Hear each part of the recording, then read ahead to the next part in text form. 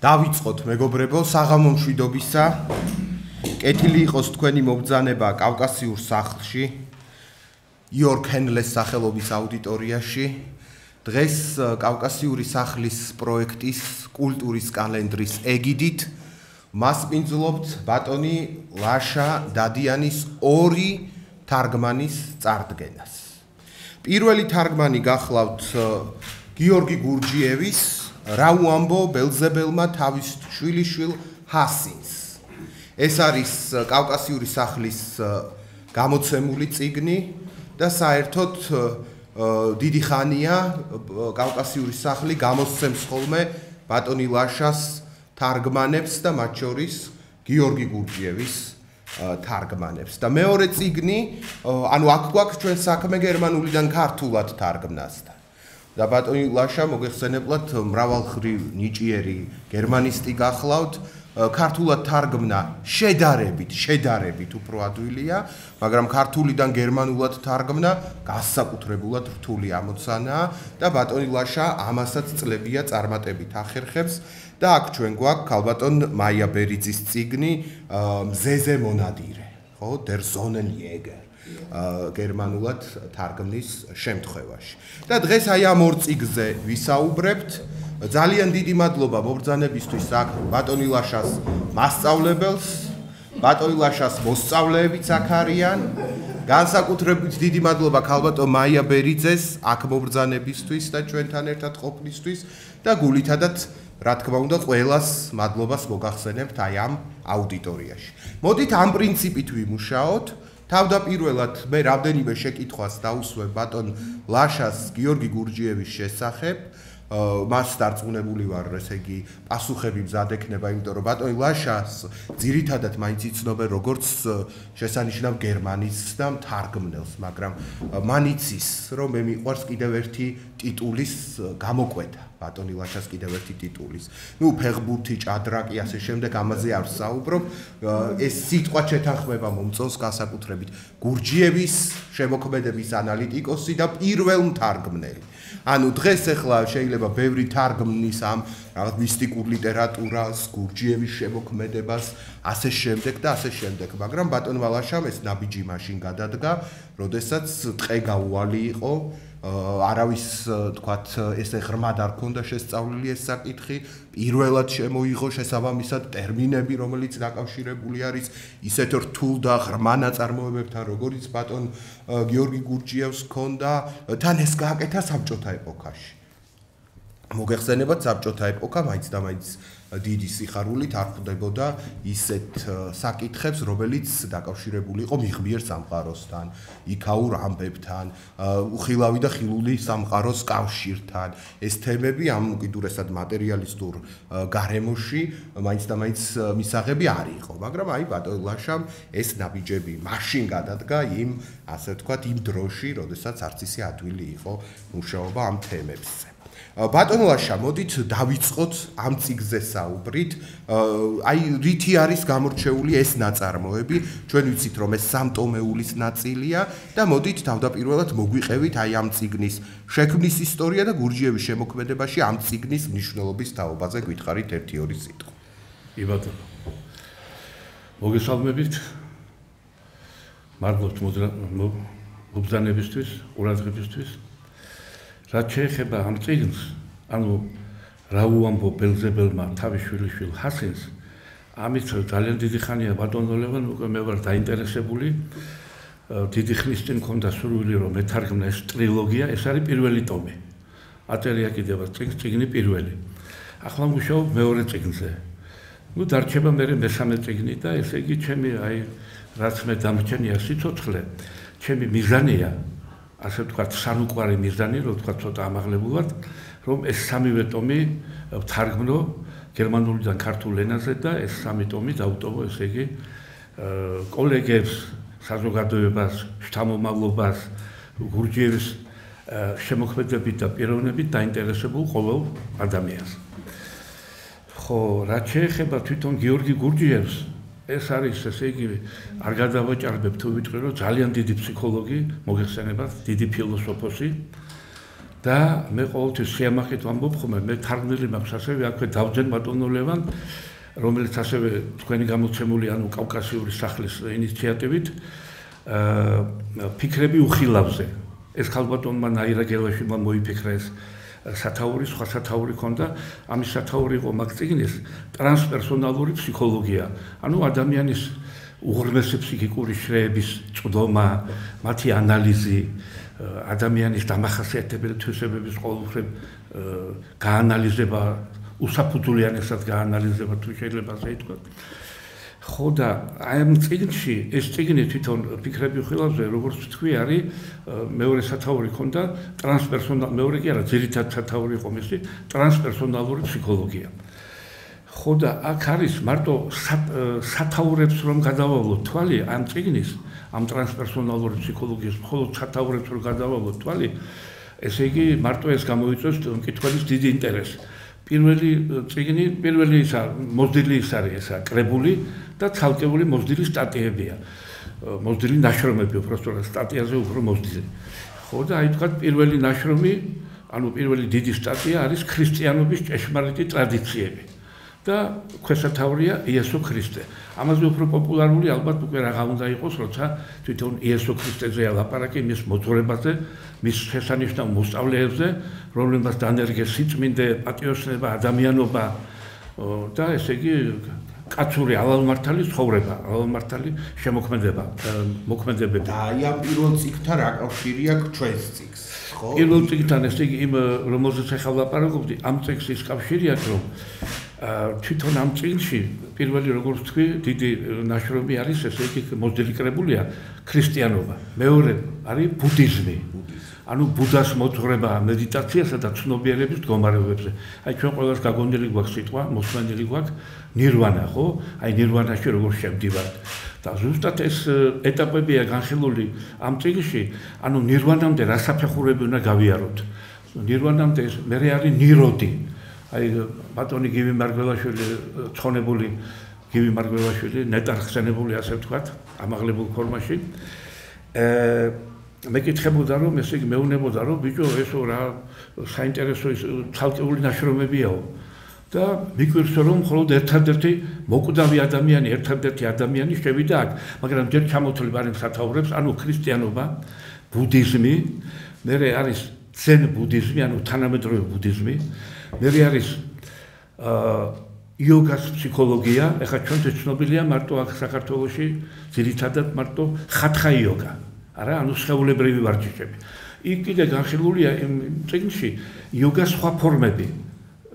მაგალითად რაჯა იოგა, ანუ სამეფო იოგა, აქ უკვე გონებრივი ისინია სულ ეტაპები რა, გონებრივი საკითხებია განხილული.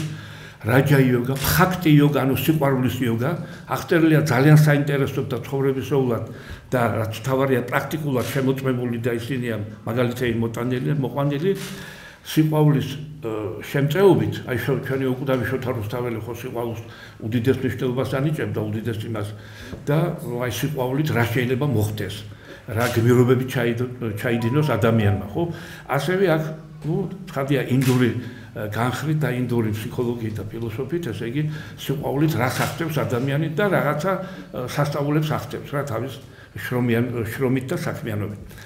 ბჰაქტი იოგა სიყვარულის იოგა, მე რაჯა იოგა უკვე ვთქვი, კუნდალინი იოგა ეს არის კიდე სხვა განშტოების იოგა არის და კარმა იოგა, ანუ მოქმედების იოგა და აი რა მოქმედებებს განახორციელებს ადამიანი თუ კი ამ იოგას მეთოდებს გამოიყენებს.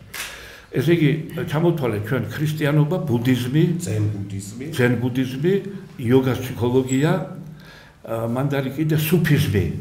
სუფიზმი ეს დიდი ისლამის მშვენება ასე უწოდებენ აღმოსავლელები და ერთადერთი ადამიანი, აი მე ყოველთვის სიამაყით ვამბობ, იმიტომ რომ მისი სპეციალისტი ვარ ამ გურჯიების და როგორც თქვენ ბრძანეთ თქვენი საყვარელი სმნიზე და პირველ თარგმნელი გიორგი გურჯიევის.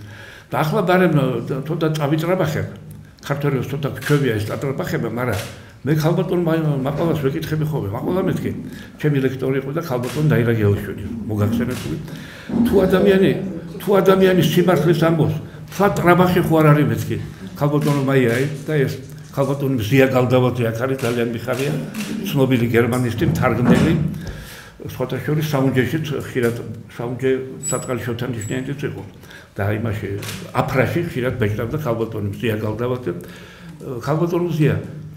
ქალბატონი მზეოს სად არის გზაშია მოდი ის ბატონლაშა არ ავწდეთ თემად თქვენ ეს გახაზიათებთ რომ ბატონთან აცდებთ ხოლმე კი ბატონო კალაპოც დაუბრუნდეთ ჩვენ კალაპოც რითი ტრაბახობთ აბამით გვითხარით ტრაბახობ იმის ბატონო რა ქვია ლევან რომ იმით ტრაბახობთ რომ ზოგჯერ ესე იგი აი მეკითხები ხო ქალბატონმა მაყვა თუ სიმართლეს ვამბობ ტრაბახი ხო აღარ ამეთ არ არის მაშინ სიმართლე გითხარით ხო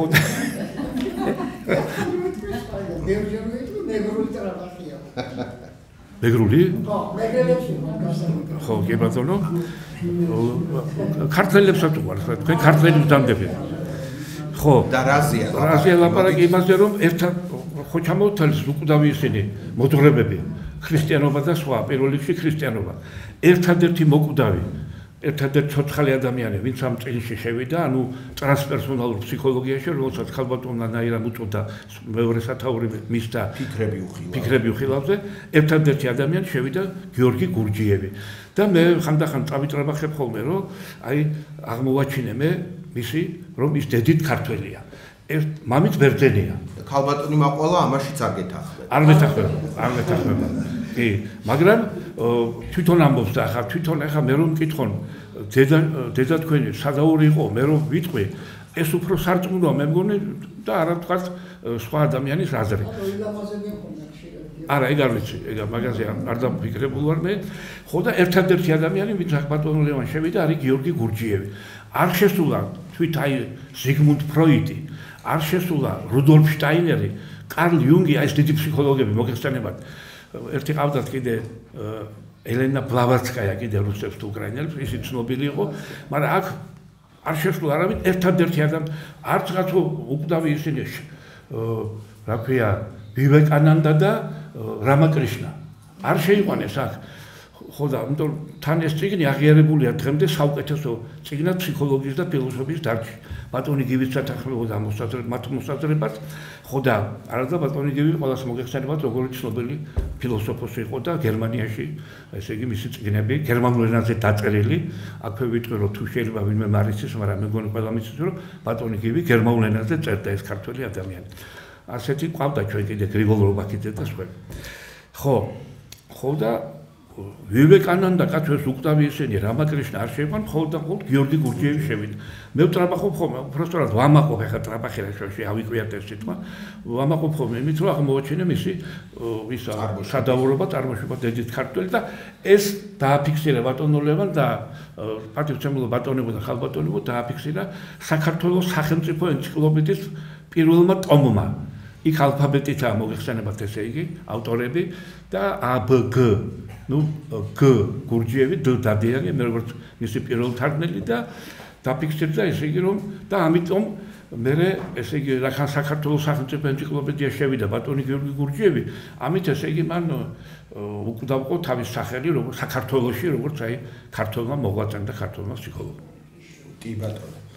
მოდით აი ამ წიგნზე რო გითხრათ კიდევ აი რას ეხება ეს წიგნი? გასაგებად ფიქრები უხილავზე გასაგებია კრებულია ჩამოთვალეთ მისი შემადგენლობა და ასახელეთ თქვენ რატომ არის ესე იგი გურჯიევი ხო მაღალი რანგის ტრანსფსიქოლოგი რომ აი ამ ტიპის კრებულებში ხვდება და ეს ამ ტიპის აღიარება ჰქონდა. აი ეს წიგნი რას მოგვითხრობს? ეს წიგნი ბატონო ლევან მოგვითხრობს გურჯიევი ისა გურჯიევმა ამ წიგნის მთავარ მოქმედი პირად გამოიყენა ბელზებელი. ბელზებელი და ბელზებელი იყო უცხოპლანეტელი. პლანეტა მარსზე ცხოვრობდა. ხო და მე ჩამოვიდა პლანეტა დედამიწაზე, ჩვენს პლანეტაზე, ანუ და მრავალი წლის განმავლობაში იმყოფებოდა აქ, მუშაობდა, ანალიზებს აკეთებდა ჩვეულებრივ მოკვდავ ადამიანებზე, ანუ ჩვენზე, ხო და აღწერა ჩვენი ყოფა და ცხოვრება. ესე იგი, ისე სკრუპულოზურად, ისე სიმართლის მიერ ისეთ სიმართლის იმით რა ქვია ნიშნით ისეთნაირი ჭეშმარიტების ნიშნით რომ ესე იგი ჩვენ გვინდა თუ არ გვინდა უჯერებთ მას ესე იგი იმიტომ რომ ძალიან დიდი პედაგოგი და ფსიქოლოგი იყო ძალიან ესე იგი დიდი შთამბეჭდავი და აღწერს მოკლედ 6-ჯერ ესტუმრა პლანეტა დედამიწას მარსიდან. მერე წავიდოდა ისე უკან, აქ რო შეასრულებდა გარკვეულ სამუშაოს, წავიდოდა ისე უკან მარსზე და მოკლედ მერე კიდე 6-ჯერ ჩამოვიდა აქ. აღწერა დედამიწის ცხოვრებთა, ესე იგი ფსიქოლოგია, მათი ადატწესები, მათი ჩვევები. აღწერა თუ როგორ გაჭირებულ მდგომარეობაშია ხალხი, მაგრამ ეს ხალხის ბრალი არ არის. ისეა მოწყობილი და მერე ხალხი თვითონ ისე აკეთებს, რომ აი მიყავს საქმე ცუდისკენ, თორემ არ იყო სამაგისტრო საქმე, მაგრამ იმდენი ის მოხდა უბედურება, აი ომები და სხვა ეს ბოდიში და უცოდინარი პოლიტიკოსების გამო ხდება ყოველთვის ომი და უბედურება და ხალხიც მერე უბედურია და გაუბედურებულია. გვასწავლა გზები როგორ უნდა გამოვიდეთ ამ დილემიდან, ამ ჩიხიდან, მეთოდები გვასწავლა და მიდიოდა მერე ესე უკან, მაგრამ სამწუხაროდ პირველ ხანებში იყო ეს ყველაფერი მისაღები, პოპულარული და პრაქტიკული. მერე ისევ ავიწყდებოდა ხალხს და ისევ მერე ვარდებოდა ისევ ძველ მდგომარეობაში, ძველ კალაპოტში მოადენდა ტყაპანს, ასე ვთქვათ, ჩვენი საბრალო კაცობრიობა, რომელიც ასე თუ დღეშია ამ ომების და გაჭირვების შედეგად და აი ესე იგი, აი ამას და აი ბელზებელი რატომ დაარქვა? ჩვენ ხო ბელზებელს სხვა მხრიდან ვიცნობთ, ლიტერატურიდან, ვიცით მისი მნიშვნელობა, აი რატო დაარქვა ბელზებელი? ესეთი არსება თუ არის, რომელიც ჩამოდის, გასწავლის, გზას განახებს, გეხმარება. რატო დაარქვა მაცის მაშინ ბელზებელი? ის ამბობს რომ მე თავარ მოქმედ პირად იმიტომ გამოვიყვანე ბელზებელიო, რომ ისო არის როგორც უცხო პლანეტელი და სულად უცხო, ესე იგი არსება, ის ყველაფერს ჭეშმარიტ ფორმებში დაგვიხატავს, დაგვისურათღებს ყველაფერს სიმართლის მიერად, ყველაფერს რაც სინამდვილეშია და არა ის რაც ჩვენ გვეჩვენება და ბელზებელს დააკისრა გურჯიევმა როლი, რომ ადამიანი გამოიყვანოს ილუზიებიდან და ფანტაზიების სამყაროდან, რომელშიც ჩვენ ჩვეულებრივ ვიმყოფებით. არადა არსებობს ნამდვილი სამყარო, ჭეშმარიტი სამყარო, როგორ უნდა ვეზიაროთ ჭეშმარიტ ცხოვრებას. მის შემდეგი წიგნია კიდე ეს თქვენი გამოცემულია კავკასიური სახლის გიორგი გურჯიევის საუბრები თავის მოწაფეებთან და იქ უხსნეს მოწაფეებს გურჯიევი, რომ ჩვენ ვიმყოფებით ილუზიებში, საჭიროა ამ ილუზიებისგან თავის დაღწევა და საჭიროა ვეზიაროთ ჭეშმარიტ ცხოვრებას, ნამდვილ ცხოვრებას, რომელიც არის საუკეთესო, სასიყვარულო, ყოველმხრივ სასიამოვნო და ადამიანისთვის ყოველმხრივ სასარგებლო. ბატონ ლაშა, აი თვითონ გურჯიევს დიდ სოფლიო რელიგიებთან როგორი მიმართება ჰქონდა? ხო არ მოდიოდა მისი მოძღვრება, მისი შეხედულებები დაპირისპირებაში იმ რელიგიურ მოძღვრებებთან, რომელიც ფართოდ არის გავრცელებული მთელ მსოფლიოში. თქვათ ქრისტიანობა, ისლამი, ბუდიზმი. ყველას ჰქონდა ბატონო ლევან თავის პრეტენზიები მისი მოძღვრებისადმი, მაგალითად ხალბატონ მაყვალას და სხვებს. ხო და ჰქონდა პრეტენზიები, მაგრამ ის ისეთი დამაჯერებელი იმით რა ქვია დასაბუთებით, ისეთი დამაჯერებელი საბუთებით უარყოფდა ყოველივე ამას, ანუ მათ ცოტა გააქარწყლებდა ხოლმე აუცილებლად იმ ხელა დონის ფსიქოლოგი იყო, ხელა დონის ფილოსოფოსი იყო. ჰქონდა ყველას თავის პრეტენზიები ქრისტიანობასაც, ისლამსაც, თვით იმათაც კი სუფისტებსაც კი, სუფიებს, იმიტომ რომ მისი მოძღვრების თავარი სიმბოლო, გურჯიევის მოძღვრების თავარი სიმბოლო არის ენეაგრამა, რაც სუფიური წარმოშობისაა, სუფიური ელემენტებისგან შედგება. მაგრამ გურჯიევმა ესე იგი თავის ესე იგი დამახასიათებელი. აი თვითონ ხო არ მიაკუთვნებდა ბატონო ლაშა რომელიმე ამ დიდ რელიგიას თავს, აი სად ხედავდა თავის თავშესაფარს? როცა კითხეს მოსწავლეებმა თქვენ საითკენ იხრებითო და თქვენ რისი რომელი მიმართულების გამზიარებელი და მომხრე ხართო, ის რა თქმა უნდა ამბობდა ქრისტიანობას. მაგრამ აქო ძალიან ბევრი დრო დაჭირდებაო იმის განსაზღვრასო, თუ რას გულისხმობ ჩვენ ქრისტიანობაში და თუ მე შემეკითხებითო, ეს არისო ეზოტერიული ქრისტიანობაო. ეზოტერიული ქრისტიანობა მოგეხსენებათ არის ხალხის ფართო მასებისთვის მიუწვდომელი, იმიტომ რომ ადრე სხვანაირი იყო ქრისტიანობა. მერე ეს შერყნეს, დაამახინჯეს და ესე იგი მარტო ქრისტიანობა, მარტო ჩვენ ახლა გვქვიაო მარტო სახელითო, ნომინალურადო. სინამდვილეში ქრისტიანობა სულ სხვა რამეაო. აი ეს ეზოტერიული ქრისტიანობის ელემენტებიო ჩვენ უნდა აღვადგინოთო. აღადგინოთ მეხსიერებაშიო და ისევ ვეზიაროთ ძველ ჭეშმარიტ ესე იგი ქრისტიანობასო და აი მაშინ ვიქნებით ნამდვილი ქრისტიანებიო, თორე ეხლა ჩვენ მარტო ნომინალურად ვართო ქრისტიანები. თვითონ ბატონ ლევან ვინც თვითონ წაიკითხავს ამ წიგნს, ყველას ურჩევდი რომ დროის დაკარგვაც არ იქნება ეს მიჩნეული, წაიკითხონ და იქ უფრო ზუსტ, უფრო ნათელ, უფრო დამაჯერებელ პასუხებს მიიღებენ. ბატონ ლაშა, აი თვითონ გურჯიევის პიროვნება, შემოქმედება, განვლილი გზა, რატომ არის ხშირად დიდუმალებით მოცული, გასაიდუმლოებული?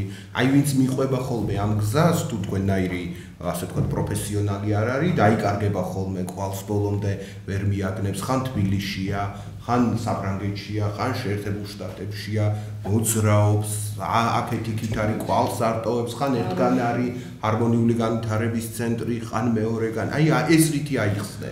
ანუ ესე იგი ბატონ ლევან არ აქვს ერთი სწორი თანამედროვე მიმართულება და მე იქ ზიგზაგებში გადადის, იქ მიხვეულ მოხვეულში ჩაიკარგება როგორც თქვენთანაც.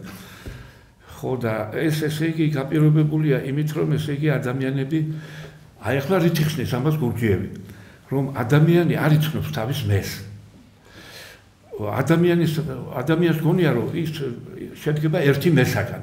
სინამდვილეში გვიმტკიცებს გურჯიევი, ადამიანს აქვს მრავალი მე. მაგალითად ერთი მე ამაზრისაა, ამა თუ იმ საკითხზე.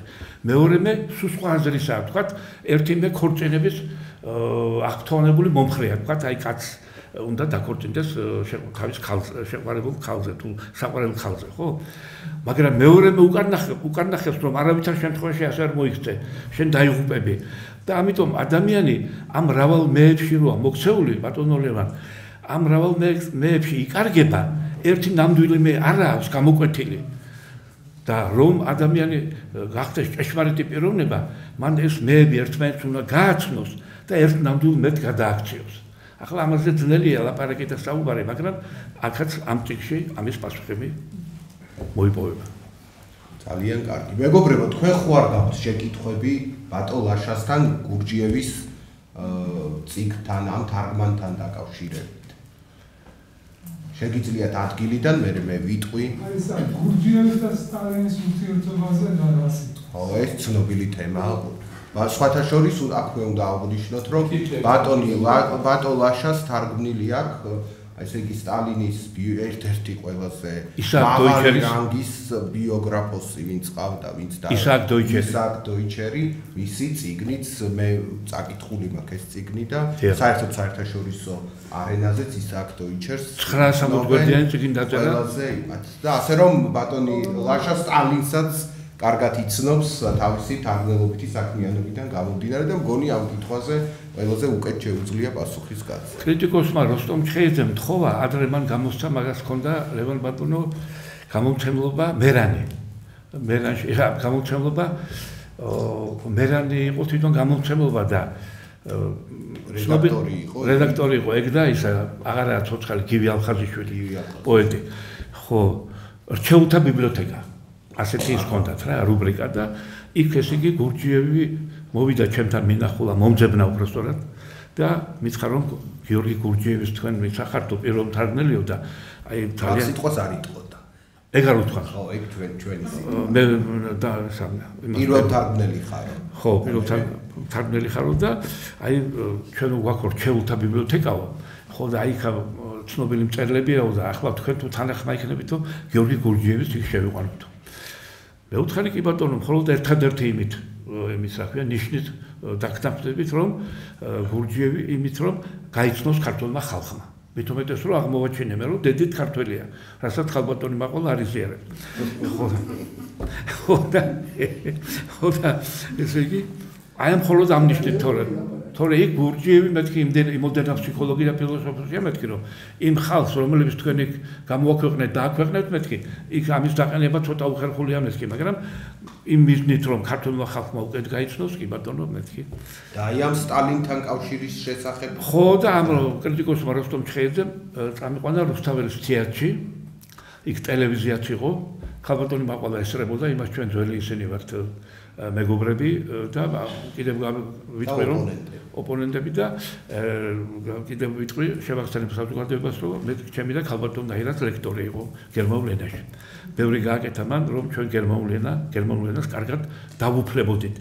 ხო და იქ ესე იგი საკითხი ასე იყო რომ რა კავშირი ჰქონდა სტალინს გურჯიევთან მით უმეტეს რომ თქვენ ამტკიცებთო რომ მე კი არ ვამტკიცებ მე ვთქვი გურჯიევი ამბობს რომ დედით ქართველი ვარ ხო და აი ეს ორი ქართველი ერთმანეთს როგორ შეხვდა რომ რა კავშირი ჰქონდათ მე ვთქვი რამდენჯერმე შეხვდნენ ერთმანეთს ისეთი არეული დრო იყო და რევოლუციები და ისეთი უბედურებები იყო რომ ვერ ნახულობდნენ ისინი ფიზიკურად არ იყო ამის საშუალება მაგრამ რამდენჯერმე მოახერხეს ერთმანეთს შეხვდნენ და გურჯიევმა დამოძღვრა სტალინი ასწავლა ფსიქოლოგიური მეთოდები იმიტომ რომ გურჯიევი ფლობდა ესე იგი სპირიტუალურ ძალებს ლევან სპირიტუალურ ანუ ადამიანის ღრმა ფსიქიკურ შრეებში ჩამალულ ძალებს რომლებიც უმეტესად გამოვლენილი და სინათლეზე გამოტანილი არ იყო და ასწავლა ისეთი მეთოდები გარდა იმისა რომ სტალინი იყო პოლიტიკოსი და მხედართმთავარი ხო ასწავლა ისეთი ისინი რა ქვია მეთოდები ხერხები საშუალებები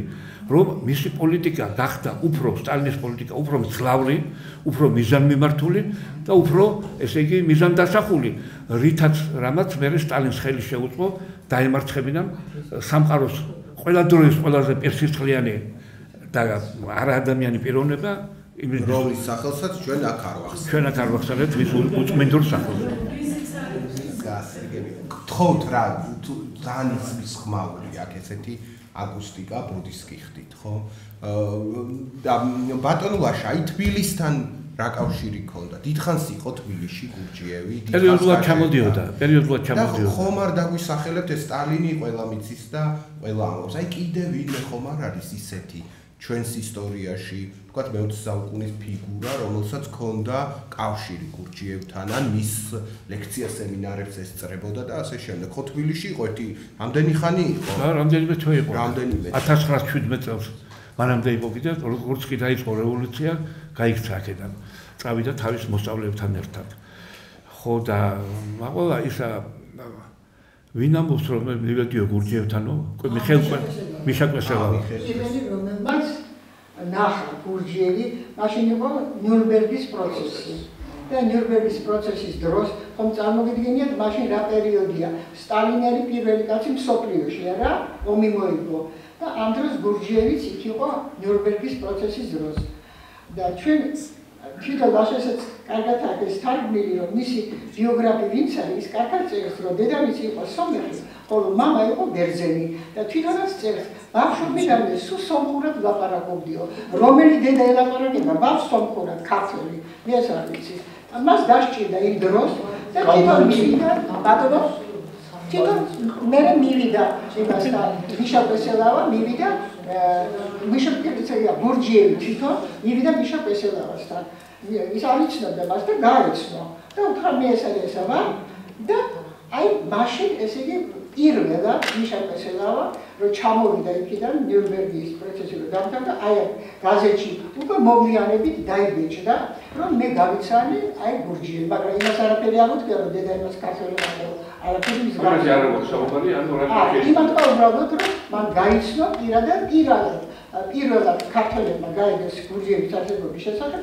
მიშაკვესელავა ეს იყო პატარა შენიშვნა რამდენიმე წინადად იყო ხო გაზეთი ლიტერატურულ საქართველოში ხო ანუ ჩვენ არა გვაქვს ცნობები რომ 1917 წელს აქ რო იყო მის მოწაფეებს შორის ვინმე ჩვენი ნინო თარიშვილი იყო აი ცისფერყანწელების მეგობარი მისი მოწაფე იყო მოსეკვავე აი ესეთი ვინ იყო მოცეკვავე ნინო თარიშვილი პოეტი და თარიშვილი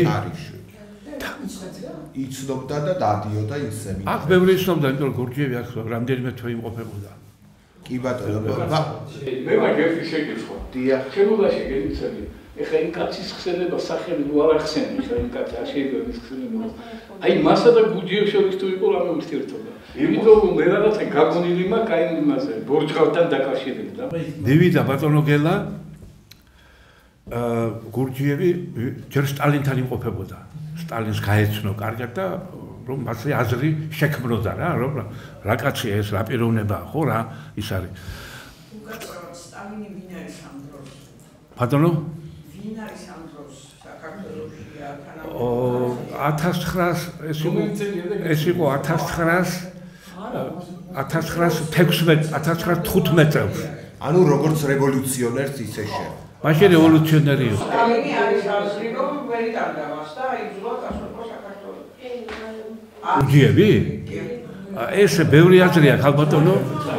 ბევრი აზრებია. მეგობრებო, მრავალი აზრია, სხვადასხვა აზრებია, მაგრამ ესე იგი ბევრი ჭორის დონეზეცაა, ბევრი თავის აზრს ამბობს, რომ ამ ხელაპირონებებთან რომ შეხებას აწარმოებს, უნდა რომ თავის სახელის გამოაჩინოს რაღაც ამბავში და ბევრჯერ ჭორის დონეზეა ეს ამბები. მე ვიცი რომ ესე იგი სტალინი იყო უდიდესი მადლობელი, მე როგორც ვილაპარაკე, გურჯიევმა ასწავლა მას ფსიქოლოგიური ხერხები, მეთოდები, ესე იგი ის საჭირო მომენტები კარგად შეათვისებინა, რომელიც სტალინს გამოადგებოდა, რომ ის გამხდარიყო უფრო ძლიერი პიროვნება, უფრო გამოკვეთილი პიროვნება, იმიტომ რომ ის საზღვარი ის რომელიც სახელსაც ჩვენ არ ვახსენებთ იმ უხსენებელს ყავდა მთელი ევროპა ყავდა უკვე დაპყრობილი და წამოვიდა საბჭოთა კავშირზე, ხო? აქ საჭირო იყო ძალიან დიდი პიროვნება, ძალიან ძლიერი ადამიანი, ძლიერი ფსიქიკის, რომ გაეძლო აი ამ საშინელი მთელი ევროპის შემოტევებისათვის. ბატონლაშა, აი ბატონი გელას შეკითხვას უპასუხოთ. აი გერმანელ დიქტატორთან რა კავშირი ჰქონდა? ჩავიდა მასთან, ინახულა ის, ასწავლა რაღაცები, მაგრამ მე ხელი ჩაიქნია და თქვა რომ ამისგან კაცი არ გამოვაო. ეს არის უკურნებელი, უმძიმესი ავადმყოფიო და აქ ვერაფერი მეთოდი და ვერაფერი ხერხი ვერ გაჭრის. მე რატომ შეგეკითხე, შემოვიდა ჩვენ რადგან ნასაუბრები იყო გამოცე. იმიტომ თვითონიც ბოძღალი რომელიც სიმბოლო იყო მათი არა. ეგ უძველესი სიმბოლოა წინააზიის. უძველესი და უძველესი სიმბოლო ის ქართულთა ძველსაც არის ბევრი. მაგრამ გადაბრუნებული ის ხო ტრიალის იქა რა, მათი მასე.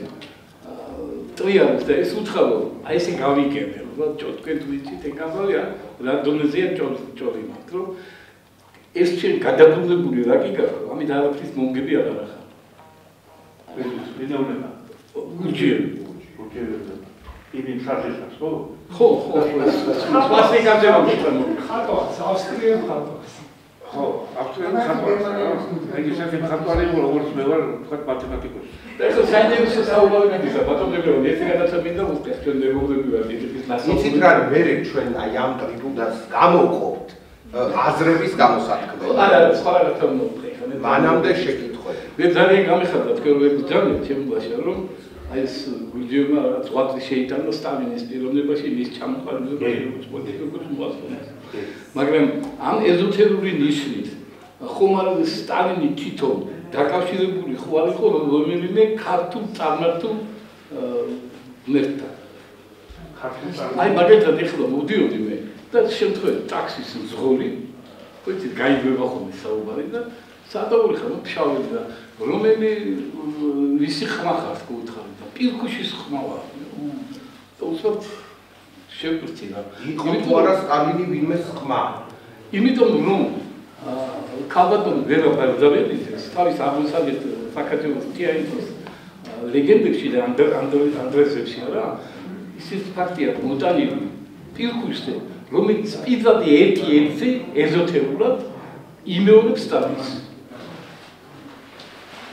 ეს ძალიან თუ იცით ერთი ხოლმე მომიკრას ორი ძალიან ფარული და ეზოტერიულია ეს ანუ ხალხის ფართო მასებისთვის მიუწვდომელი და მიუღწეველი. არის ასეთი აზრები, მაგრამ სინამდვილე და ნამდვილი ამბავი არავინ არ იცის ამას. თქვენ გქონდათ შეკითხვა იმ ძალიან. ეხ შეიძლება ანუ მე ან მაინტერესებს ეს პერსონა თვითონ ასტროლოგი ვარ და ვიკვლევ საკითხებს ასტროლოგიას, ნუმეროლოგიას და მეტაფიზიკას. ამავდროულად ფოლკლორი მაინტერესებს ძალიან და აბოა ჩემი მუშაობდა ამ საკითხებზე. დავითის შვილი ვარ ხოთა მე რამდენადაც ვიცი ამ ხევსურეთთან ძალიან ისეთი ურთიერთობა ქონდა გურჯიევს და რომ დაიჭრა ის მან ძალიან ასე ვთქვათ არატრადიციული მეთოდებით უკურნალეს მას და არის ესეთი ვერსიაც რომ მან სპეციალურად მოიხვედრა თავი ხევსურეთთან იქ კელს შეხვდა თუ არ ვთქვი ზუსტად მუმიები დაათვალიერა, მუმიები იყო იქ. რაღაცაც მიიღო იმათგან, ასე ვთქვათ, მეტაფიზიკა ხო ესე იგი როგორ ვთქვათ, ეზოთერულ მედიცინური ვარიანტშიც მიიღო რაღაცები და თუ შეიძლება რომ ეს თემა კი ბატონო, მე რაც გამაჩნია ამაზე ესე იგი ინფორმაცია არის ის რომ ესე იგი გურჯიევი აი შენ რო თქვი რომ დაიჭრა იქო, ეგ დაიჭრა ჭიათურის გვირაბთან. არის ვერსია რომ თითქოს ახლა ცოტა ისე ჟღერს, მაგრამ სპეციალურად ეს გაითამაშა რომ იქ მოხვედრილი იყო ხევსურებთან და აი ეს სწავლა. არის ესეთი ისედაც დაიდოვით არის ასეთი მოთხოვნა ბატონო დაჭრეს ესე იგი მაშინ იქ მიმდინარეობდა შეტაკებები და შემოხდა რევოლუციონერებს შორის ხო და წერს გურჩიევი მოხდაო შეიარაღებაო ესა შეიარაღებული დაპირისპირებაო რუსის ჯარისკაცებსა და ეგრეთ წოდებულ გურულებს შორის ანუ სოციალ-დემოკრატებს ხო და იქ დაიჭრა შენი სახელი ლადო ყიფშიძე არა ეს დედის ხიდან ისე ხუნდაძე ვარდი ხუნდაძე ლადო ესე იგი ეგრეთ წოდებული გურული ალბათ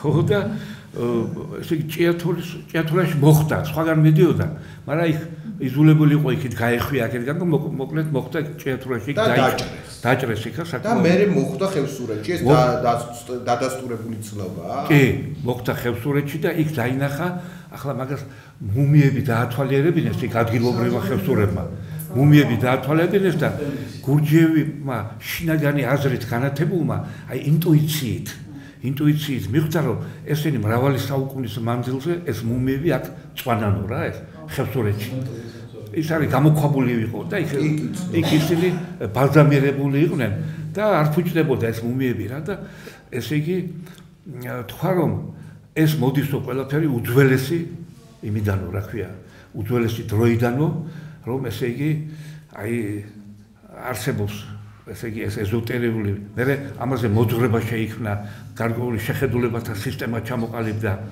ხო და ესე იგი გარკვეულწილად მას კავშირი აქვს აი ამ ხევსურებთან და მათთან ურთიერთობა მრავალი საუბარი ჩაატარა იქა მათგან ბევრი რამე ჩაიწერა და ასევე ხევსურებმაც ამისგან ბევრი რამე ჩაიწერეს გარკვეული ურთიერთობები მათ შორის ჩამოყალიბდა ახლა ზუსტად დაზუსტებით და იმით ძალიან ძნელია ლაპარაკი იმიტომ რომ ეს მაინც იყო გასაიდუმლოებული ყველაფერი მეგობრებო კიდევ ხო არა გაქვთ რაიმე შეგიძლიათ აი ხალბატონს ის სახით ვიტყვით ხო ცნობილია უსპენსკი იყო მისი მოსწავლე და ოშოც კი ხო და ნუ მათაც მსოფლიოში ერთად იყო და თბილისში უსპენსკი და მსოფლიოში დიდი გავლენა იქონიეს ოშოც იყო თბილისში ოშოც იყო და უსპენსკი იყო ოღონდ ეს პეტერ უსპენსკია იყო კიდე გლებ უსპენსკი ის სხვა არის და ეს იყო პეტერ უსპენსკი რომელიც გურჯიევის ჯგუფში იყო და ასევე ცოლქმარი ისინი სალთმანები იყო მოკლედ 7-8 კაცი იყო და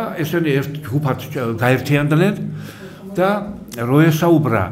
როესაუბრა გურჯიევი უსპენსკიზე დატოვა უდიდესი შაბეჭდილება და ინტუში განიმშვალა ეს ამ გურჯიევის მიმართ დიდი სიმპათიით რა დიდი იმით სიყვარულით და ჩაეწერა მის ჯგუფში თქვა რომ თქვენთან ისაო მახსენდება უკვდავი ჩვენი აკაკი წერეთლის აბდუშახილ როეუნება იმას ჩამტერე თქვენ მიმიღეთ თქვენ ჯგუფშიო რაზმშიო ხო აი ესე იმანას დიდსულოვნად მიიღო და მე ესენი წავიდნენ დატოვეს თბილისი წავიდნენ თურქეთის კონსტანტინოპოლის გავლით და მე გერმანიაში წავიდნენ გერმანიიდან მე წავიდნენ პარიზში ყველგან ხდებოდა გურჯიევს უდიდესი წინააღმდეგობები იმიტომ რომ არეული დრო იყო რევოლუციები იყო ჟილეტა და ხოცვა იყო მაგრამ ჩააღწია პარიზს და იქ დაარსა უკვდავი და ესეთი ადამიანის ჰარმონიული განვითარების ინსტიტუტი რომელმაც ისე გაითქვა სახელი რომ სოფლიოს აბსოლუტურად ყველა კუთხიდან ჩამოდიოდნენ რომ მოესმინათ გურჯიევის ლექციები მერე ამერიკელები ჩამოვიდნენ არ მისცეს საშუალება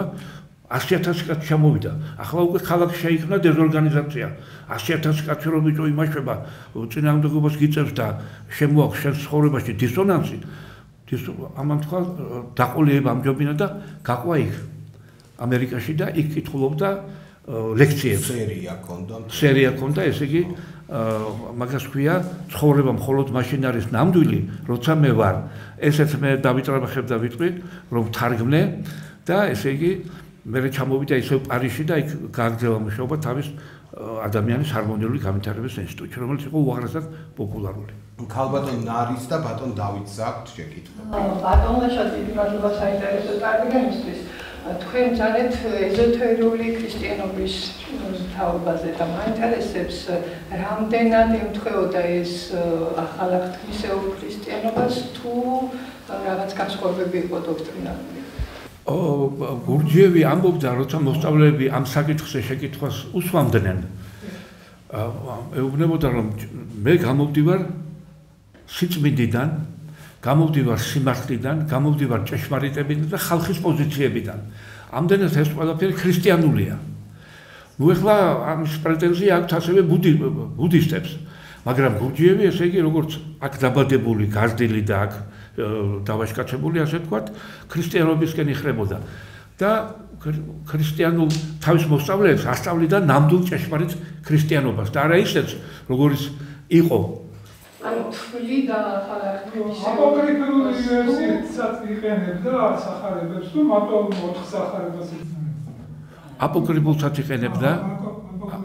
აპოკრიფულსაც იყენებდა, დიახ, და ასწავლიდა მოსწავლეებს, რომ ეს არისო ნამდვილი ქრისტიანობა ჩვენ მხოლოდ მაშინ ვეზიარებითო, თუ ჩვენ ამ ეზოტერიულ ქრისტიანობას გამოვიყენებთო და არა ესა, რომ ეხლა რაცაა გავრცელებული, თუნდაც დღეს ეხლა ამ წუთში და ამ წამში.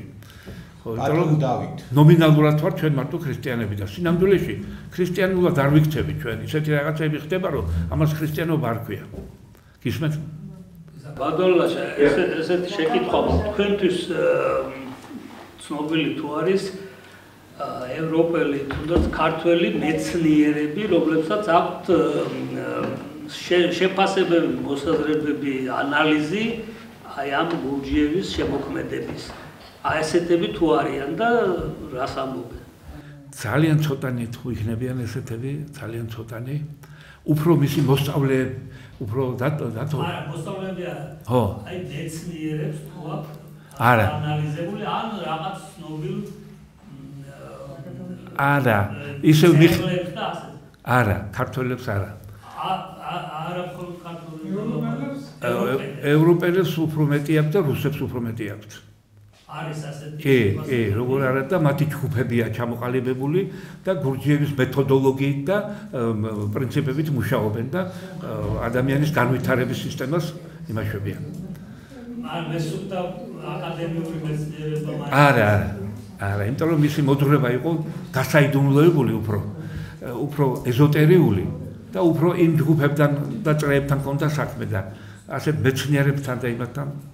არა, ეგ საერთოდ ხო ეგრე ხდება ყოველთვის ბატონ დავით, რომ არიან მოღვაწეები, რომლებიც ვერ თავსდებიან თანამედროვე აკადემიური მეცნიერების ჩარჩოში, არ აღიარებენ მას, განუდგებიან მას და მე ანალოგიურად აკადემიური მეცნიერებაც უარს ამბობს მათ აღიარებაზე, ვერ უდგება შეფასება დოქტორ შტაინერს, გურჯიევს, ესე იგი ძალიან კრიტიკულია ხოლმე აკადემიური მეცნიერების მხრიდან, ხო? აი თეას აკრეპლი. აკადემიური შეფასება ვერ იქნებოდა, იმიტომ რომ გურჯიევს არ ჰქონდა პრეტენზია აკადემიურობის.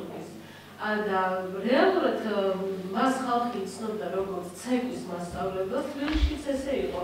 გახსნილი ჰქონდა ცეკვის კურსები, სადაც მის მიერ შემოტანილი რაღაცა ესეთ სულიერი ცეკვების ილეთებს ასწავლიდა და ცეკვავდა და ამისი ჩანახატები არსებობს და ნუ მერე იქაც მაგალითად მაგების ბრძოლა და რომ უყურებ ამას შიგნით ჩანს ეს არქაული ელემენტი, აი ეგვიპტური იეროგლიფებიდანაც კი ჩანს შიგნით ეს ელემენტები, მაგრამ ყველა რაც აღიარებს ეს იყო აი უკიდეგანოდ ნიჭიერი ადამიანი, რომელსაც ჰქონდა სასწაული მეხსიერება, მას არ ჰქონდა კლასიკური მუსიკალური განათლება და სადაც მოგზაურობდა ეს უკიდურესი აღმოსავლეთის ჩათვლით, რაღაცა ყველა მუსიკას იმახსოვრდა ზეპირად. და როდესაც ჩამოდიოდა და ხვდებოდა იგივე უსპენსკის და თავის ამას ღეროდა და ისინი ნოტებად იწერდნენ და ესენი ჩაწერილია მის სიცოცხლეშივე. ხო და თუ კი რაიმე ასეთ მეთოდოლოგიაზეა საუბარი, შეგვიძლია ვილაპარაკოთ როგორც აი ცეკვის გამაჯანსაღებელი და ამისის ქონდა სკოლა ქონდა რომ აი ჰარმონიული განვითარების ცენტრი ხო იოგაზთან ქონდა შეხება ანუ ყველაფრის რაღაცა ესეთი ანუ მისი მთავარი მიზანი იყო ადამიანის ჰარმონიული განვითარება მაგალითად აი კეთრინ მენსფილდ ყველაზე დიდი პრობლემა ქონდა ის იყო რომ მის ხელში გარდაიცვალა კეთრინ მენსფილდი ეს ავსტრალიური მწერალი და მას ტუბერკულოზი ჭირდა და პარიზში ჩააკითხა, იმიტომ რომ ბოლო იმედი იყო, ასე ვთქვათ, რომ გამოჯანსაღებული იყო და ის მკურნალობდა, როგორ არსებობს შერეული ვერსიები, ერთი რომ უკვე ძალიან ნავათი იყო, როდესაც იქ ჩავიდა და არაფერი აღარ ეშველებოდა, იმ დროს აღარ არსებობდა ეს თანამედროვე მეთოდები და ეხლა რაც შეეძლო გაუხანგძლივად ცხოვრება და ის ადამიანი როგორც ავიღე ბედნიერი გარდაიცვალა, მაგრამ ესეთი რაღაცები ყოველთვის სპეკულაციას იწვევს ხოლმე და თვითონ რაც თავარია თავს არავის არაფერს არ ახვევდა. აი იგი იყო რომ ყველა თვითონ მიდიოდა მასთან. ეს არის ძალიან უცნაური თორე შეიძლება ჩემთვისაც შეიძლება მიუღებელი იყოს ეგეთი რაღაცა ის რაღაც აშრამის მაგარი რაღაც შექმნა, მაგრამ ფაქტია რომ იმ კაპიტალისტურ გარემოში სადაც დროფულია ყველაფერი იყიდება და რაღაცა ამ კაცმა აღმოსავლეთი შემოიტანა ევროპაში თავისებურად და ეს გააცნო.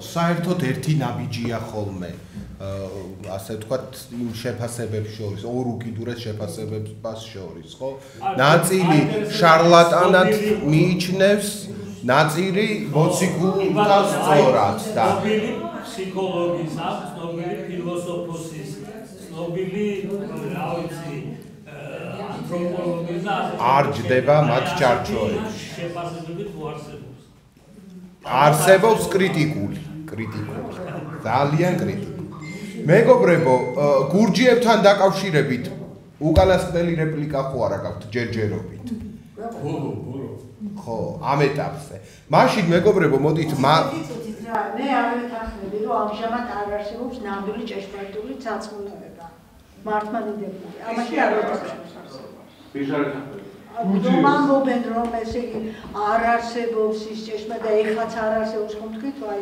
შეკითხვაც იყო ახალი ათვისეული იყო თუ დიახ ქრისტიანობა მე არ ვეთანხმები რადგან არსებობს ნამდვილად და ჩვენ ვართ მართლმადიდებლები და ახალი ათვის და ასე რომ ჩვენს ეკლესიებში მიმდინარეობს ნამდვილი ჭეშმარიტი წირვა ლიტურგიადი ლოცვა კი ბატონო მაგრამ ახლა გურჯიევი რას ამბობდა გურჯიევი ამბობდა რომ ის ნამდვილი ქრისტიანობა, რომელიც არსებობდა მანამდე და ადრე, ეხლა ვეღარ არსებობს, იმიტომ რომ თავზე აქვს მოხეული მრავალი ესეთი მავნებლური და მრავალი უარყოფითი ისინი, საბურველი.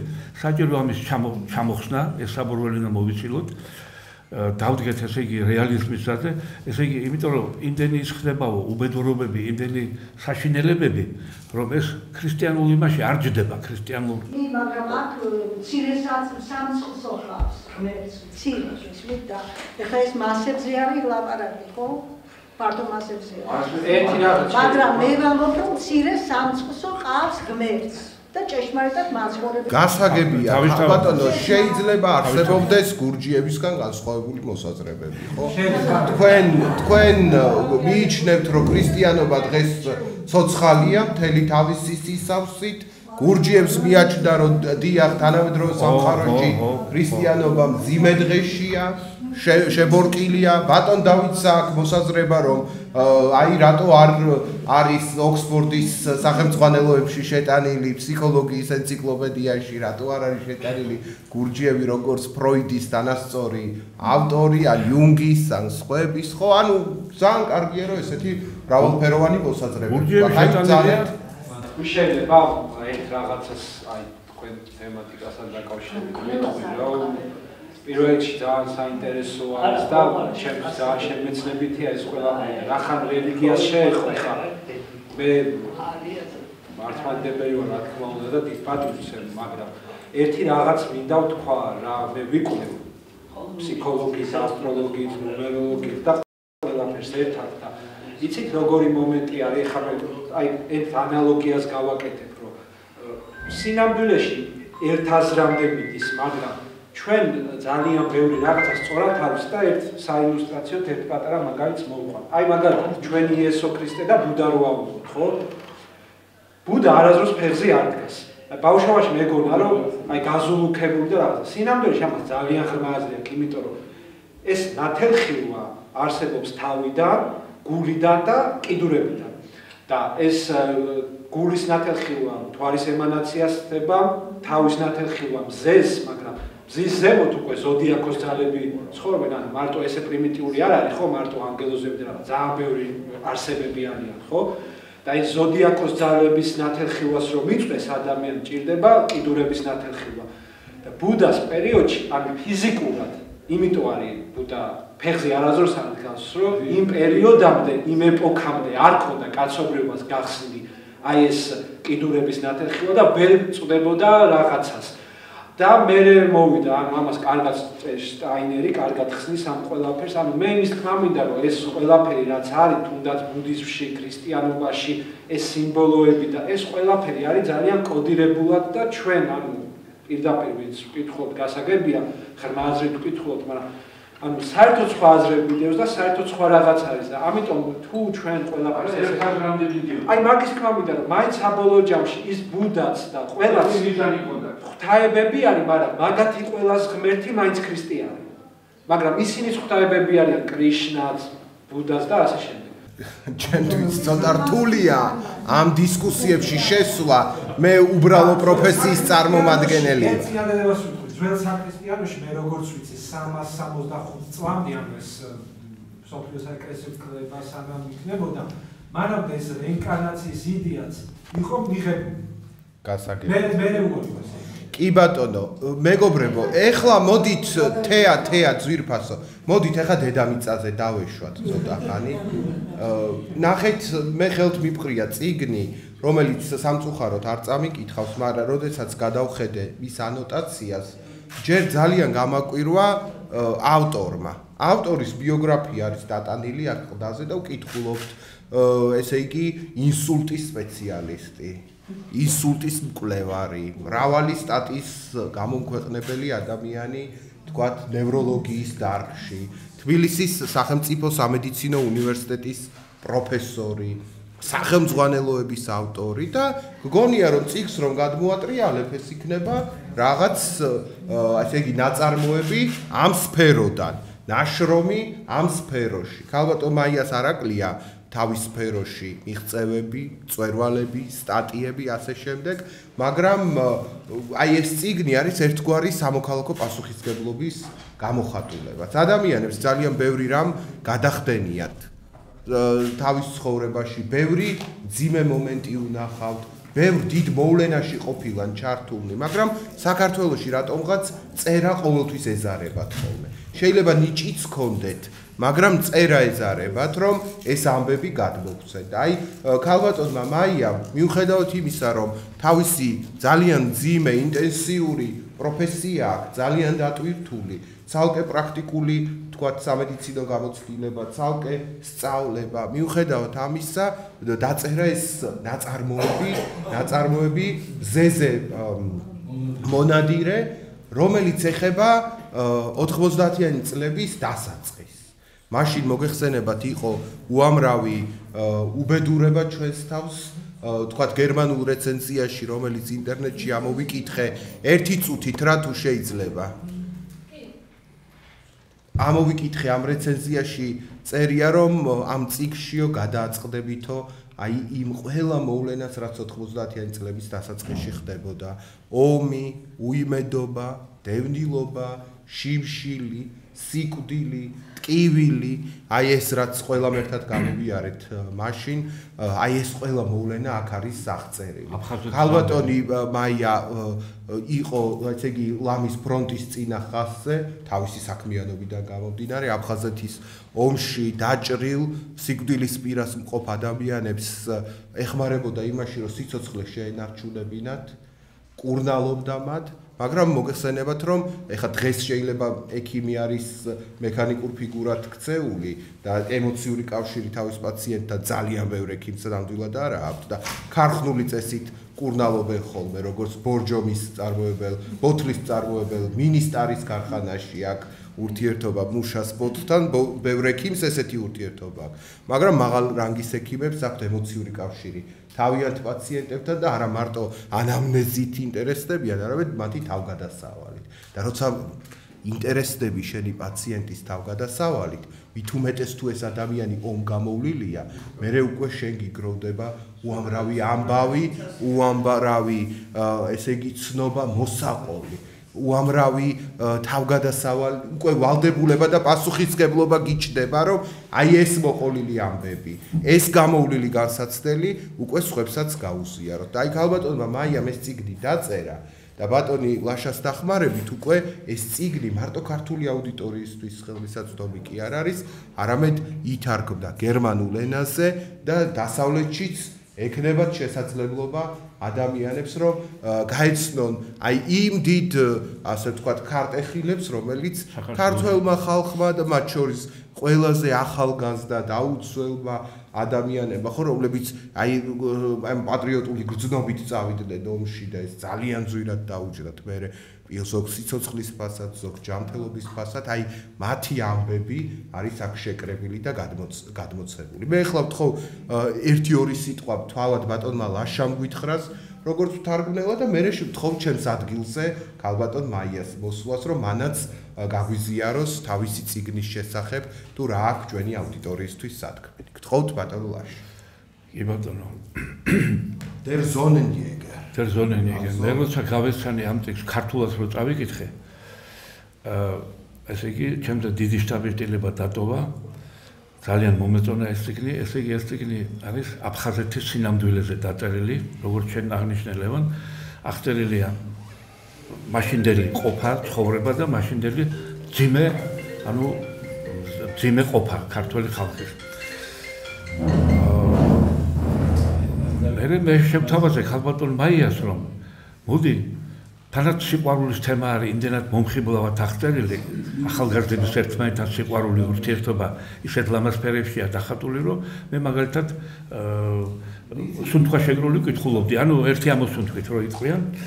ხო და მე შევთავაზე მე ქალბატონ მაიას, რომ მოდი ეს წიგნი რახან აფხაზეთის თემაზეა მე თუმეტეს დაწერილი და ახალგაზრდების სიყვარულზე და ჩვენი ქვეყნის ძიმე ყოფას და ჟამს ეხება. მოდი ეს გერმანიაში ბევრი ქართველი ადამიანია, იქ მუშაობენ, შრომობენ, მოღვაწეობენ. მოდი ვთარგმნოთ გერმანულ ენაზე მეთქი. ხო და მე ასე ვთქვათ დავიყოლია ქალბატონი მაია, დავიწყე ამ წიგნის გერმანულ ენაზე თარგმნა. გადავთარგმნე და ეხლა უკვე მე მთელი ისინი იყო სირთულეები იმაზე, რომ ეს გერმანიაში დაბეჭდილიყო ეს წიგნი. ჩვენ ხელს გვიწყობდა ის გარემოება, რომ ესე იგი აქტუალური თემა იყო აქ აღწერილი და შესანიშნავი მწერალი ჩვენი ათ გარდაცვლილი გურამ გეგეშიძის შესანიშნავი წინასიტყვაობა არის აქ თანდართული და ამან დიდად შეუწყო ხელი, რომ ეს წიგნი გერმანიაშიც დაბეჭდილიყო და იქაურ გერმანულ მკითხველსაც გაეცნო ჩვენი ყოფა და ჩვენი მდგომარეობა, ვისაც აინტერესებდა, რა თქმა უნდა, საქართველოს ბედიღმალი. მანამდე ჩვენ ეს წიგნი წავაკითხეთ, როცა დავამთავრეთ თარგმნა ბატონო ლევან, წავაკითხეთ ცნობილ გერმანის ბატონი გივი მარგველაშვილის მეგობარს, სერგო ოქროპირიძეს.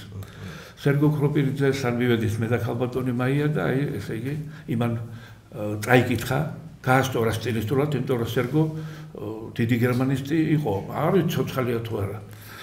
ხო, დიდი გერმანისტია და ესე იგი გააშალაშინა გარანდა, ასე ვთქვათ, ეს წიგნი და უკვე მზაფორმით გადმოგცა მე და ქალბატონ მაიას. მერე ჩვენ ესე იგი გავაგზავნეთ ეს გერმანიაში, იქ ვეძებდით გზებს, საშუალებებს, რომ დაბეჭდილიყო ეს წიგნი. ნუ ბოლოს და ბოლოს ესე იგი მერე დაიბეჭდა და მით უმეტეს აქტუალურია ეს წიგნი იმდენად, რამდენადაც ახლა მე ქალბატონი მაყვალა სიტყვის მოკლედ თავის აზრს, ამ ახლა დღევანდელი ყოფის ფონზე, ანუ უკრაინისა და რუსეთის ომი, ახლა აღმოსავლეთში ისრაელი და ირანი და ამის ფონზე განსაკუთრებით იკვეთება ქალბატონ მაიას ამ შესანიშნავი რომანის აქტუალობა და ამდენად ესე იგი მისი ესე იგი პოპულარობა. დაეთყობა რომანს რო ექიმის დაწერილია? არა. აბა, ექიმის თვალსაზრისით არა. ეს არის გერმანელის დაწერილი. ეს არის წყილვარი გერმანული. ლაშას დამსახურება ძალიან დიდია, მაგრამ გერმანელებმა სასაკვირველია გაუკეთეს თავისი შრიფოვკა. აუცილებლად და ეს არის ახალი, თანამედროვე ცოცხალი გერმანული.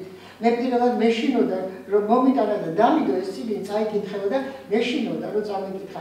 რაიმე ახლა როგორი გერმანულია მეთქი და 3 დღის შემდეგ გავბედე და რომ წავიკითხე პირველი გვერდი ამოვისურვე. აი, კარგი გერმანულია. ძალიან კარგი და იკითხება შესანიშნავად. მოდით მაშინ ქალბატონ მაიას ვთხოვოთ, რომ გამიზიაროს თავისი შტაბეჭი. გთხოვთ მოგწადეთ რა. წერალი მე არა ვარ, არც პრეტენზია არ მაქვს წერლობაზე, მაგრამ მოხდა ისე, რომ აი უცებ წამოვიდა და ერთი სულის მოთქმით დაიწერა ეს რომანი. ეხლა როგორ მოხდა ეს და რატომ მოხდა? ეს იყო 90-იანი წლები, 90-იანი წლები, როდესაც ამ საშინელი გაშმაგებული ომების ფონზე, მიტინგების ფონზე, ფორმაციების ცვლილების ომზე, ცვლილების ფონზე არეული ხალხი, ესე იგი დაინგრა ერთი სამყარო და რაღაც ახალი მოულოდნელი სამყარო მოდიოდა ჩვენკენ, არც ვიცოდით, ჩვენ ვიყავით ახალგაზრდები მაშინ ძალიან და არც ვიცოდით, რას ველოდებოდით, რა მოდიოდა ჩვენკენ, იქნებოდა ეს კარგი, იქნებოდა ცუდი. ეს იყო საშინელი პერიოდი და ამ პერიოდში ძალიან ბევრი დაიბნა.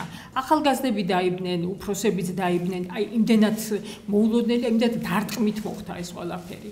და აი ეს ფორმაციების ცვლილება მე ვეცადე რომ ამ ჩემ წიგნში გადმომეცა. და კიდევაც ვიხმარე ეს ტერმინი როგორც არის დაკარგული თაობა. ჩემი თაობა არის დაკარგული თაობა. რატომ? იმიტომ რომ ძალიან ბევრი დაიღუპა იმ აფხაზეთის ომში. ძალიან ბევრი დაიბნა, ძალიან ბევრი უბრალოდ ჩახოცეს, იმიტომ რომ ბანდიტები აი ზოგი გაყაჩაღდა, ზოგი რაღაც ძალიან უცნაური დრო იყო. ბევრმა ვერ მონახა გზაკვალი, აი საით უნდა წასულიყო და როგორ უნდა წასულიყო და ის ვინც გადარჩა, გადარჩა და აი ხა ჩვენ დროშიაც აი ვიღაცები ვართ გადარჩენილები და აი ეს გამოვიყენე ეს იცით ჰემინგუეის ნათქვამი, ეს მისი გამონათქვამი უბრალოდ გერტრუდა სტაინის მიერ არის შემოტანილი დაკარგული თაობა და ეს მართლა იყო დაკარგული თაობა. ზოგი ნარკომანი გახდა, იცით თქვენ ალბათ რა ხდებოდა ფრონტის ხაზზე, ნაწილი ნარკომანი იყო, ნაწილი გმირი იყო, ნაწილი ორივე იყო და ასე შემდეგ, ასე შემდეგ. და იმ ჰოსპიტალში სადაც მე ვიყავი, მოდიოდა ეს ჯარისკაცები მოყავდათ, დაჭრილები, გაუბედურებულები, თავიანთი ისტორიებით და მე მქონდა მათთან შეხება და ბევრი ისტორია მოვისმინე. ერთმა ისტორიამ ჩემზე მოახდინა ძალიან დიდი ზეგავლენა და ძალიან დიდი შთაბეჭდილება.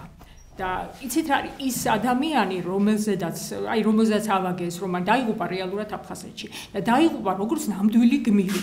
ეს ფაქტიურად ეს იყო ახალგაზრდა კაცი, რომელმაც შეწირა თავი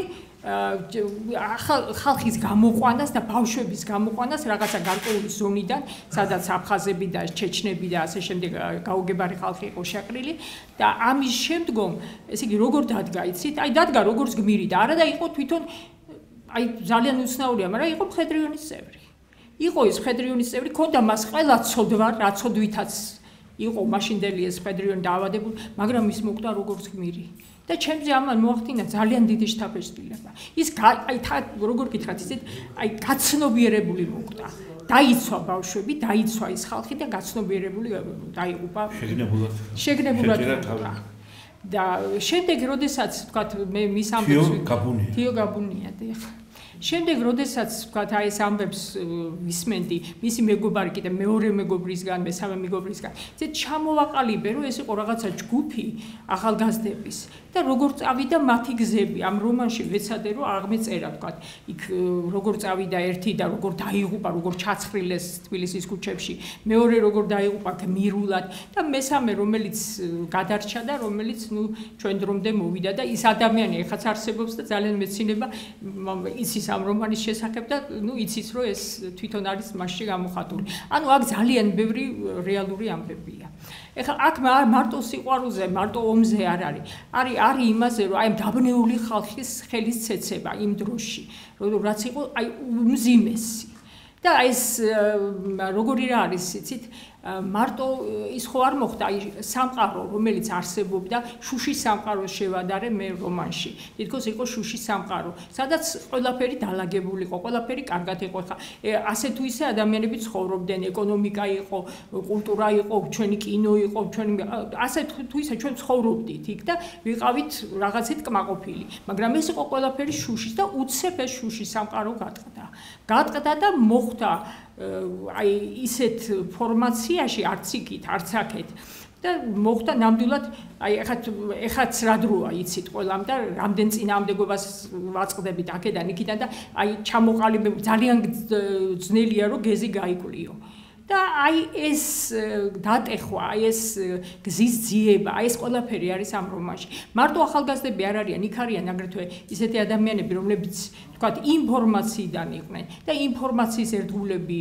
დარჩნენ რომლებიც ომშიაც მონაწილეობდნენ სამამულო ომში რომელთა ძალიან ბევრი რამე გაიარეს და რომელთაც აი ბოლომდე ეხლა იქ მაქვს ერთი მოხუცი ქალის ამბავია რომელიც იუპება ესე იგი რასაკეთებს იცით ბოლოს რო იუპება გამოფენს წითელ დროშას ვარსკვლავიან წითელ დროშას და ის იუპება როგორც აი ნამდვილი ინფორმაციის ხო კომუნისტი მაგრამ მას ჯერა იმისი და ჯერა რომ ის ყველაფერი იყო ნამდვილი და იყო სემართლე აი ესეთი რაღაცები ამ რომანში და რო დავიწყე წერა იცით რა არის უცნაური ხალხოგებნები წერალი მე აი პირდაპირ წავიდა და ჩავამთავრე რამდენიმე თვეში დავწერე იმის მე არაფერი დამწერია ნამდვილად გარდა თქვათ იქ სამეცნიერო შრომებისა და გარდა თქვათ რასაც ვაკეთებ ამჟამად ეს არის თქვათ სამეცნიერო სტატიები ეს არის თქვათ მონოგრაფია მაქვს გამოშვებული წიგნი მაქვს გამოშვებული ნევროლოგიაში და ასე შემდეგ მაგრამ ის რაღაც აი რაც მაშინ წამოვიდა ის ხო ამოხეთქვა ეხლა მე არ ვიცი აი რომ დავიწყო წერა რამე გამომივა თუ არა ვერ გეტყვით მაგრამ მაშინ გამომივიდა იმდენად იცით იმ პერიოდში როდესაც მივიტანე მე ახალგაზრდული ჯგუფი იყო მაშინ იყო ძალიან პოპულარული თეატრალური სარდაფი ეს ხდება 95-იანი წელი და 2000 წლამდე და იქ ძალიან მოეწონათ დადგეს კიდევაც ეს რომანი ეს მონადირე ძალიან წარმატებით სარგებლობდა გადიოდა ამ თეატრალურ სარდაფში რაღაცა პერიოდი და შემდგომ უკვე წლები მოდის და თქვათ მიდის ყველაფერი და ვინაიდან მე არ ვიყავი ამ სფეროში ჩართული და თქვათ ამ სფეროთი არ წავედი ეს რაღაცნაირად ეს რომანი მიიკარგა და მე მოხდა რომ შევხვდი ბატონ ლაშას რომელმაც წაიკითხა ეს რომანი რომელსაც ძალიან მოეწონა და გადაწყვიტა რომ გადაეთარგმნა ეხლა თუ თქვენ გექნებათ იმის საშუალება ეხლა ქართული ვერსიებიც ძალიან ცოტაა პრაქტიკულად არც არის აი რამდენიმე ცალი თუ არის უნდა წაიკითხოთ და შეაფასებთ თქვენ თვითონ რაც ხდება ყოველ შემთხვევაში ეს არის გულიდან ამონახე ეს არის ძალიან ესეთი ცოცხალი და პირველი რა მაინტერესებდა იცით ქართულად ვინც წაიკითხა ყველა მეუბნებოდა რომ ძალიან კარგად იკითხებაო და მაინტერესებდა გერმანულად თუ ისევე ჟღერდა როგორც ქართულად და ძალიან კარგად კარგი გერმანული იქ რო არ იყოს ქართული სახელები შეიძლება თქვა რომ ეს გერმანულის დაწერილია თავისუფლად იკითხება და ძალიან საინტერესოა ეს გერმანელი ფიქრობთ მე და ისიც გარდა ამისა ინფორმაცია საქართველოზე საქართველოს არსებობს თუ არა ბევრმა არც იცის ბევრმა და ამას ძალიან დიდი მნიშვნელობა აქვს ინფორმაციული მნიშვნელობაც არის იმიტომ რომ გერმანულად წაიკითხავს არა მარტო გერმანია ავსტრია შვეიცარია ლიხტენშტაინი ჰოლანდია თქვენ წარმოგიდგენთ ეს გერმანული დიალექტია ჰოლანდიური ენა არის დიალექტი და ბევრი ადამიანის სხვა ერების ხარია რომლებიც გერმანულად კითხულობენ აი ამიტომ იმათთვის ძალიან მნიშვნელოვანია ვინც დაინტერესდება მით უმეტეს კიდევ ერთხელ უსვამთ ხალხალ ბატონობა ყველა რომ ეს ყველაფერი ხდება იმიტომ ეს ციგნი ასე აქტუალური გარდა იმისა რომ თავის ლიტერატურული ღირსებების გარდა დღევანდელი სიტუაციის ფონზე ლაშა შენ ხომ იყავი მაშინ იმასთან ქეთი დუმბაძესთან და ქეთი დუმბაძემ თქვა რომ ამ ციგს წაიღებს ლაიფციგის გამოფენაზე ახლა იქნება გერმანიაში და აი ამ ციგს გამოფენა და ამას ძალიან დიდი მნიშვნელობა ექნება პოპულარიზაციისათვის იმიტომ შეიძლება და გაიცნობა აი ძალიან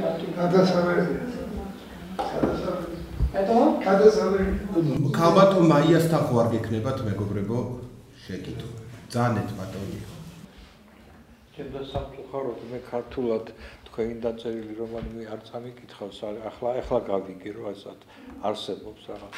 ეს თემა ჩემთვის ახლობელია, იმიტომ რომ ეს პერიოდი ჩვენ ყველამ ერთად გამოვიარეთ და რაღაც გარკვეულ წილად შეხებაც ჰქონდა, ბევრს ვიცნობდი ამ აფხაზეთში ომის მონაწილეებს და რაღაც. ბოლო ხანებში ამ თემაზე გადაიღო ფილმი ნანა ჯანელიძე. თქვენ ხო არ იცით ამ ფილმის ხო არ გინახიათ, ან თქვენთან ხო არ გქონიათ კონსულტაცია, იმიტომ რომ მე ჩემთვის მე საინტერესოდ მეჩვენა. უფრო ახლებურად რაღაცები ახლებურად აფხაზეთის თემაზე, რაც მანამდე შეგდებოდა, აქ პირველად ვიგზავნა რაღაც სხვანაირი ხედვა. განსაკუთრებით მნიშვნელოვანი იყო ჩემთვის ესეთი რაღაცა, რომ ფილმის პირველსავე ტიტრებზე ამოდის, რომ ფილმი ეძღვნება ქართველ ამ ომში დაღუპულ ქართველ და აფხაზ მებრძოლებს. ეს პირველი ის იყო, რომ ასე ერთად შეთანხმა თვლი რომ შენი მოქალაქეებიც იყვნენ ისინი და ჩვენ საერთო ქვეყანაში ცხოვრობთ, იმათაც რაღაც ცოდვა ისინი ცოდვანი არიან, ხო და ეს ძალიან კარგი გამონაშუქი იყო ჩემთვის. ხო არ გქონიათ აი ამასთან დაკავშირებით. ამ ფილმი ხო არ გინახიათ, რა აზრი ხართ მასზე და ნანა ჯანელიძეს ხო არ გქონიათ თქვენთან რაიმე კონსულტაცია. რასაკვირველია, არავითარი კონსულტაცია ჩემთან არ ქონია. ნანა ჯანელიძე არის არაჩვეულებრივი რეჟისორი და გადაიღო ძალიან საინტერესო ფილმი, მაგრამ მე მასთან კონტაქტი მქონდა, აი გეტყვით ახლა წლების წინ. 15 წლის წინ და მქონდა ლაპარაკი იმაზე, რომ აი ესეთი რომანი არსებობს და დაახლოებით აი აღწერილი მქონდა ეს რომანი. მე არ ვიცი, არ ამგონია რომ მას ეს ახსოვდა და რამე ზეგავლენა მოახდინა მასზე ამან, მაგრამ მე მქონდა ამაზე ლაპარაკი მასთან. თუმცა აი ეს ალბათ მაშინ საერთო ვნახეთ, ჩვენ საერთო ხედვები ქონდა და აი ეს საერთო ხედვები გამოჩნდა ზუსტად. ხედვების გამონაშუქს იქნება ხედავდა, შეიძლება მას მოახდინოს დაგეჭირება და რაღაცაერად იმოქმედა მაინც ამ ბიზგიდიო ეს ფილმი ამგვარი ფორმით გადაეღო. იმიტომ რომ თქვენ ზუსტად ბრძანდებით, იმიტომ რომ რომანში არიან აფხაზებიც, იქ არის აფხაზი ახალგაზრდები, რომელთაც თავიანთი სიმართლე აქვთ. და ისინი ცდილობენ, რომ აი როდესაც არიან, თქვათ, კონტაქტში, ისინი ცდილობენ, რომ აი თავიანთი რაღაცა სიმართლე გამოამჟღავნონ და დაამტკიცონ. ნუ ეს ძალიან რთული თემაა მართალია. კიდევ ხო არ არის რამე რეპლიკა. ქალბატონ მაყვალა, რამეს ხო არ გვეტყვით ცალკე? ცალკე? სეფე სიტყვით.